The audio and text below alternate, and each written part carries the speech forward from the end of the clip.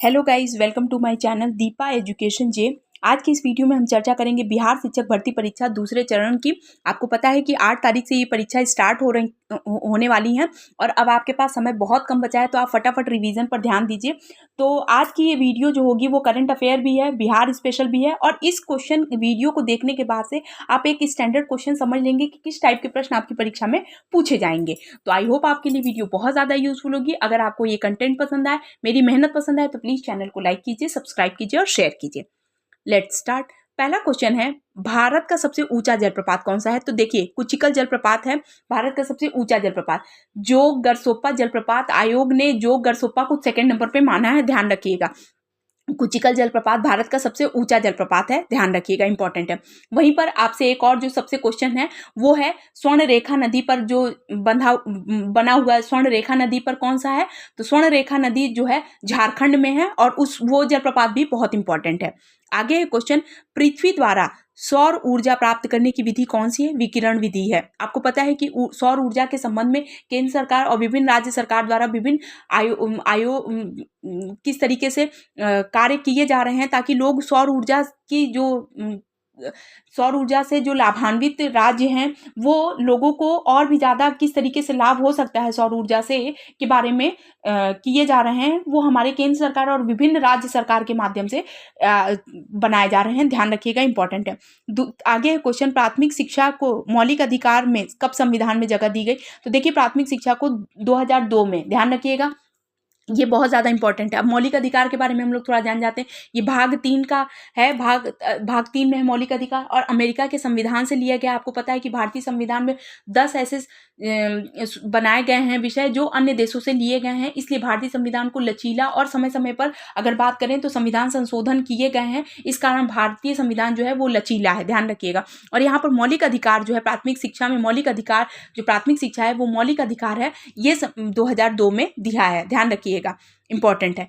आगे है क्वेश्चन, 1953 में पिछड़ा वर्ग आयोग किसकी अध्यक्षता में नियुक्त किया गया? तो काका कालेलकर। भारत में आपको पता है कि 1953 में पहला पिछड़ा वर्ग आयोग की अध्यक्षता हुई थी और उसकी अध्यक्षता की थी काका कालेलकर ने। आगे क्वेश्चन, राष्ट्रीय ध्वज को संविधान सभा में किसने प्रस्तुत किया था? तो हंसा मेहता ने संविधान सभा में राष्ट्रीय ध्वज को प्रस्तुत किया था। अब हम यहाँ पर जो सबसे ज्यादा इंपॉर्टेंट है मैं आपको बता देती हूँ। भारतीय ध्वज संहिता 2002 के अनुसार क्या अधिकार है, मतलब तो सभी भारतीय नागरिकों को व निजी संस्थाओं आदि को भी भारतीय राष्ट्र ध्वज प्रदर्शन का अधिकार है। यानी आप देखते हैं कि 26 जनवरी, 15 अगस्त यानी स्वतंत्रता दिवस और गणतंत्र दिवस पर जो राष्ट्रीय ध्वज फहराए जाते हैं वो एक अधिकार है जो भारतीय ध्वज संहिता 2002 के हिसाब से, ये भी प्रश्न आपकी परीक्षा में पूछा हुआ है। तो भारतीय ध्वज संहिता के अनुसार अब थोड़ा सा हम राष्ट्रीय ध्वज के बारे में जान जाते हैं। तो देखिए, लंबाई और चौड़ाई की बात करें तो 3:2 में है। 3 रंग है, केसरिया, सफेद, हरा। केसरिया त्याग बलिदान का, सफेद शांति का और ग्रीन जो है समृद्धि का प्रतीक है। इसमें जो नीले रंग की जो सफेद पट्टी पर नीले रंग का चक्र है वो 24 उसमें तीलियां हैं। जो अशोक के सारनाथ स्तंभ में जो अशोक का जो स्तंभ बना हुआ है उनसे प्रभावित है, उनसे संबंधित है, ध्यान रखिएगा। और उसी के नीचे सत्यमेव जयते, मुंडकोपनिषद से लिखा हुआ सत्यमेव जयते लिखा हुआ है, जो भारत का आदर्श राष्ट्रीय वाक्य है, ध्यान रखिएगा, इंपॉर्टेंट है। 3:2 को विशेष ध्यान रखिएगा। कभी कभी क्वेश्चन आपसे फंसाने के लिए 2:3 भी दे देता है, तो ये गलत है, ध्यान रखिएगा। लंबाई और चौड़ाई की बात करें तो 3:2 है। आगे है क्वेश्चन, ऑपरेशन बारबोसा क्या था? अब इसको हम थोड़ा डिटेल में समझ लेते हैं कि ऑपरेशन बारबोसा क्या था।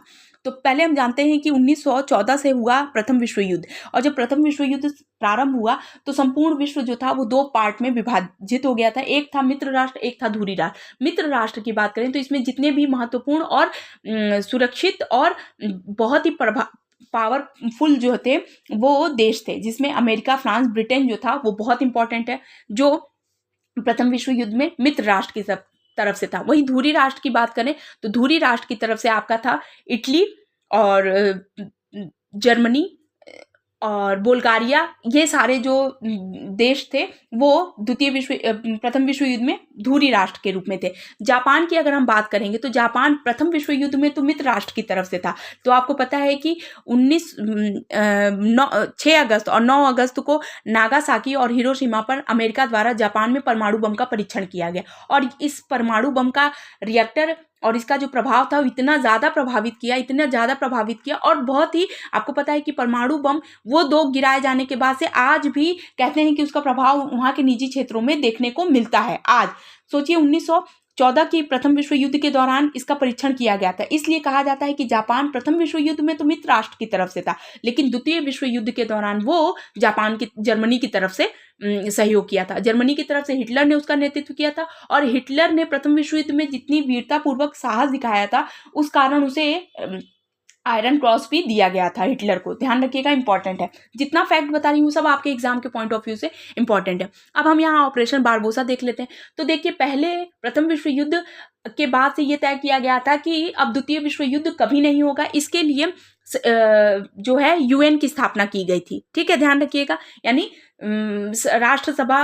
और यहाँ पर द्वितीय विश्व युद्ध के पश्चात संयुक्त राष्ट्र सभा की स्थापना की गई, ताकि आने वाले कभी भी समय में तृतीय विश्व युद्ध दोबारा से देश में ना हो। तो आपको ध्यान रखना होगा कि प्रथम विश्व युद्ध के दौरान ये तय किया गया था कि राष्ट्र सभा की स्थापना हुई, और ये तय किया गया था कि अब कभी भी दोबारा से द्वितीय विश्व युद्ध नहीं होगा। लेकिन द्वितीय विश्व युद्ध क्या हुआ, 1 सितंबर 1939 को जर्मनी ने वापस पोलैंड पर क्या कर दिया था, आक्रमण कर दिया था। जबकि प्रथम विश्व युद्ध के दौरान, जब प्रथम विश्व युद्ध समाप्त हुआ था, तो एक संधि हुई थी, और उस संधि के तहत ब्रिटेन, फ्रांस, अमेरिका ने संयुक्त रूप से एक अधिकार क्षेत्र बनाया, और उसके तहत जर्मनी के जितने भी नौसेना, वायुसेना के अधिकार थे वो कम कर दिए गए, सैनिकों को कम कर दिया गया। यानी कुल मिला के देखा जाए तो जर्मनी को पूरी तरीके से पंगु बना दिया गया था। लेकिन अब जर्मनी का पोलैंड पर 1 सितंबर 1939 को आक्रमण किया गया, ये कारण बना जो है द्वितीय विश्व युद्ध का। इसी को माने जर्मनी द्वारा सोवियत संघ पर आक्रमण करने की योजना,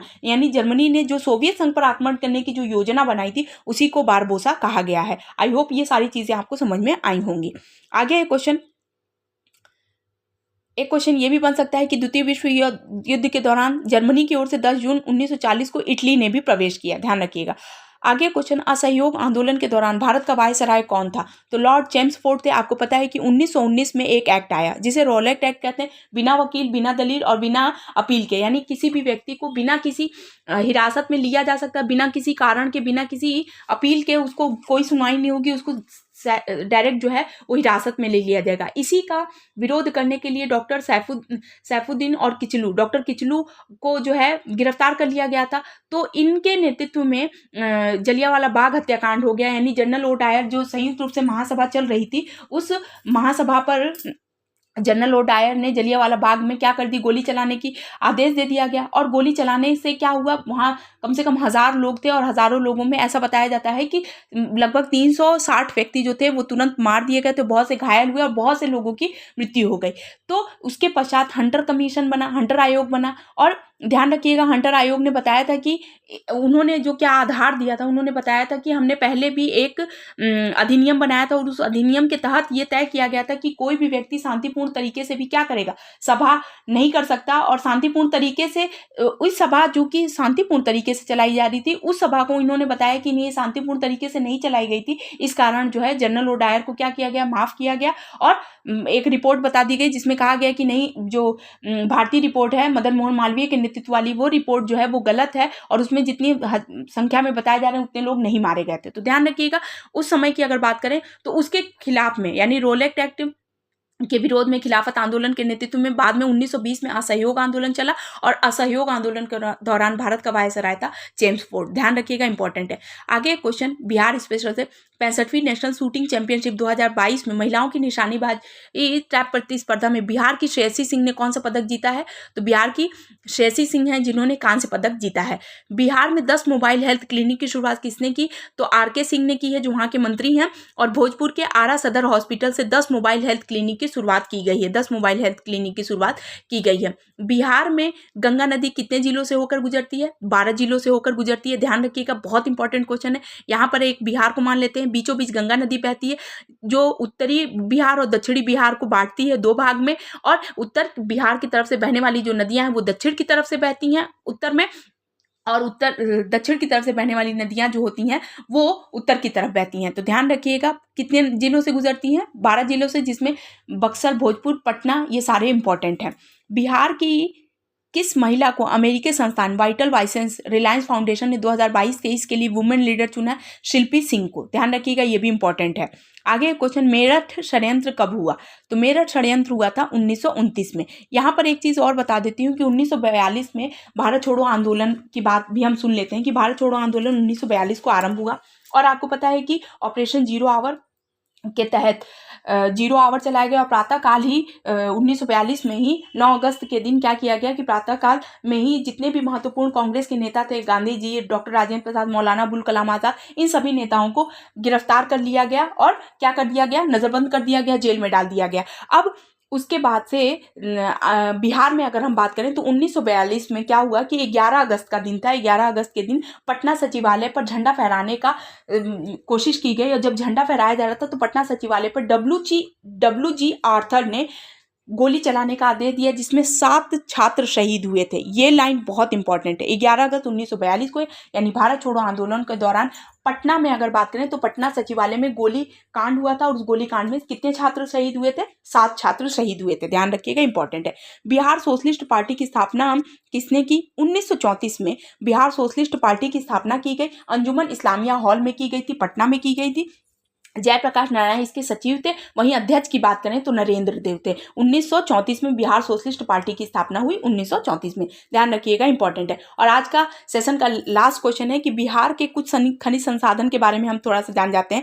तो देखिए यहाँ पाइराइट्स लिखा है। पाइराइट्स रोहतास के क्षेत्र में होता है, चूना पत्थर रोहतास और कैमूर के क्षेत्र में, अभ्रक नवादा और गया में, चीनी मिट्टी भागलपुर, मुंगेर, सोना जमुई में, और सोना कहाँ है? जमुई में, बॉक्साइट मुंगेर में, और क्वार्टजाइट की अगर बात करें वो मुंगेर में, और शोरा जो है वो बेगूसराय, पूर्वी चंपारण, मुजफ्फरपुर, सारण, यूरेनियम गया, और खनिज तेल मुंगेर और रोहतास में। तो ध्यान रखिएगा, मैंने खनिज संसाधन के बारे में बिल्कुल शॉर्ट में बताया, पर ये जितने भी लाइन में बताई हूँ, जितने भी स्टेट मैंने बताया, जितने भी डिस्ट्रिक्ट मैंने बताए हैं, ये सारे बहुत इंपॉर्टेंट है। इसमें सबसे ज़्यादा जो क्वेश्चन पूछा जाता है वो पाइराइट्स का पूछा जाता है। पाइराइट्स का उत्पादन सर्वाधिक कहाँ होता है? तो रोहतास में होता है। ध्यान रखिएगा। वहीं पर सोना कहाँ पर होता है? तो जमुई में सोना का सबसे सर्वाधिक उत्पादन कहाँ होता है? वो जमुई में होता है। वहीं पर बॉक्साइट की बात करें तो मुंगेर में। ध्यान रखिएगा, इंपॉर्टेंट है। तो देखिए, ये कुछ ऐसे क्वेश्चन थे जो आपकी परीक्षा के लिए बहुत ज़्यादा इंपॉर्टेंट है और ऐसे प्रश्न आपकी परीक्षा में पूरे आने के चांसेस हैं। इस लेवल के क्वेश्चंस की पिछली बार भी प्राथमिक शिक्षक भर्ती परीक्षा जो हुई थी उसमें ऐसे ही प्रश्न पूछे गए थे। तो उन चीज़ों को ध्यान में रखते हुए मैंने ये वीडियो बनाई है। तो आई होप आपके लिए वीडियो इंपॉर्टेंट होगी। अगर सेशन पसंद आए तो प्लीज़ चैनल को लाइक कीजिए, सब्सक्राइब कीजिए, शेयर कीजिए। Thank you so much.